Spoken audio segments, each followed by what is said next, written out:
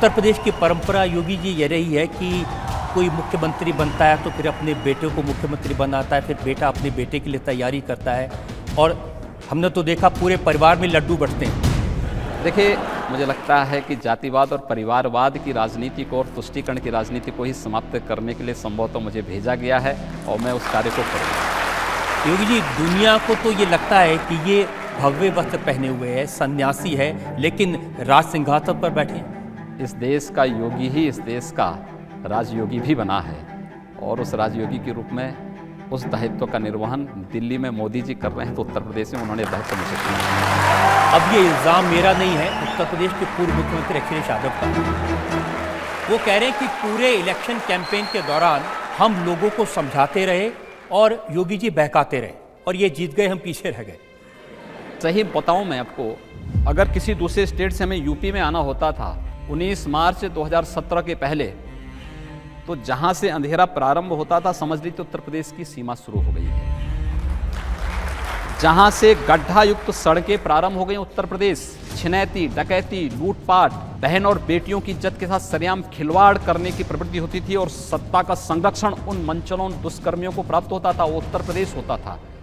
लेकिन हम लोगों ने उस व्यवस्था को बदलने का एक प्रयास किया है, हम लोग उसको बदल रहे हैं। लेकिन योगी एक कार्यक्रम में अखिलेश जी की बात सुन रहा था, वो कह रहे थे कि हमने ऐसा गार्डन बनाया है जो लंदन के हाइड पार्क जैसा है, उसमें जाके बैठे तो बड़ी अच्छी हवा आती है। मुझे लगता है कि प्रदेश की जनता इन नमूनों को उन्हीं गार्डनों में बिठाने के लिए भी तैयार बैठी है। रामपुर, इटावा, कन्नौज, आजमगढ़ ये ऐसे इलाके हैं जहाँ बिजली तो जाती है लेकिन 80 से 90% चोरी होती है। राजनीतिक नेतृत्व तो उस समय का चोरी करना सिखाता था, चोरी करता था, चोरी करना सिखाता था। एक और घटना अखबारों में आई कि एक शहीद के घर आप गए थे, आप पहुंचे, उसके पहले उसके घर में एसी लगा दिया, सोफे लगा दिए, टेबल लगा दी, कालीन लगा दिया, आप गए तो फिर वो सब हटा। देखिए, प्रशासन की ये गलती थी, प्रशासन को ये नहीं करना चाहिए था। मैंने वहाँ उस परिवार के प्रति सम्मान व्यक्त किया, उस परिवार के उस शहीद के स्मारक को बनाने के लिए मैंने वहाँ कहा है, उनके नाम पे इंटर कॉलेज हम बनाने जा रहे हैं। लेकिन मीडिया की नज़रें इंटर कॉलेज और स्मारक पे नहीं गया, उस पंखे पर एसी पे चला गया तो मुझे उसमें बड़ा आश्चर्य हुआ कि ये चीज़ें हुई।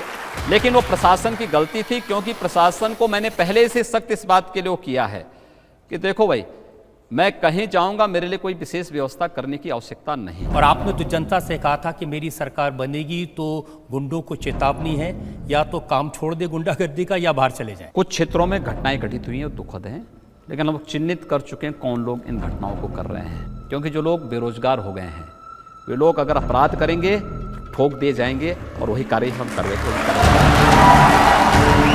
अखबारों में छप रहा है, जो टीवी चैनल पर दिखाई दे रहा है, उसमें ऐसा लग रहा है कि अपनों से ज़्यादा आफत है। भाजपा विधायक का ऑडियो वायरल, सीओ को धमकी। बरेली में बीजेपी के एमएलए की गुंडागर्दी, टैक्स मांगने पर थप्पड़ मारा। मुजफ्फरनगर में बीजेपी विधायक को हत्या करने वालों के हाथ पैर तोड़ दूंगा, ये कहा। मेरठ में बीजेपी के नेता ने पुलिस पर दबंगई दिखाई। अब मैं पढ़ता जाऊंगा, बहुत लंबी फहरिस्त है।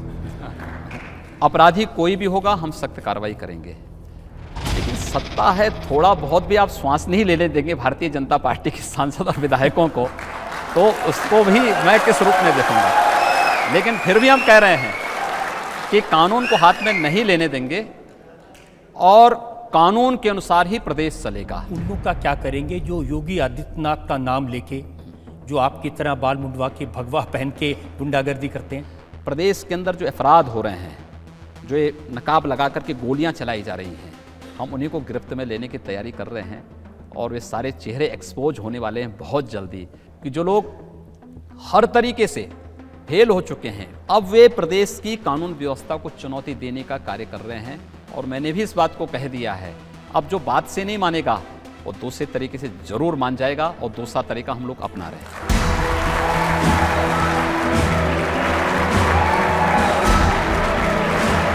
आपकी अदालत, 29 years of glory.